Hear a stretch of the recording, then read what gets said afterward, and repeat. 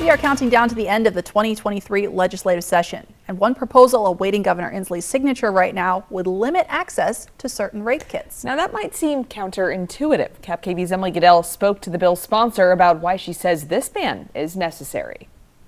When your body is a crime scene, the way evidence is collected counts. There's a high degree of scrutiny involved with all evidence, especially evidence as fragile and as important as forensic evidence that comes from somebody's body. Some victims now buying over-the-counter or DIY sexual assault kits from companies like Leda Health to avoid a hospital trip. But authorities say they're not a substitute for the work done by trained sexual assault nurse examiners. What this product does is it sells false hope.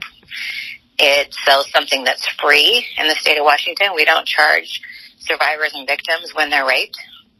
And this was charging $17 a kit to a UW sorority last year that purchased $1,700 worth of them. There's 16 either cease and desists or warning letters from attorney generals across the country, including in Washington state, where lawmakers have been pushing House Bill 1564 to ban at-home evidence kits, arguing they're not a valid substitute for an exam and evidence collection at a hospital. The do-it-yourself kit is not done and uploaded into Washington State Crime Lab.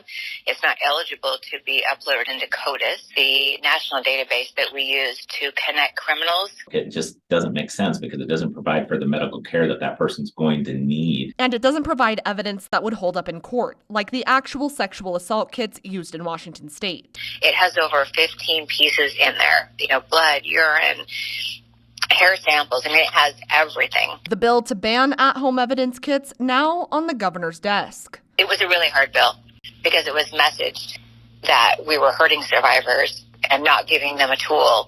The reality is we were protecting them from a tool that wouldn't work, and then you would never get prosecution because the evidence would be gone. Reporting, Emily Goodell, KapKV Local News. Governor Inslee is expected to hold a bill signing ceremony tomorrow, but as of tonight, this proposal is not on the list to be signed.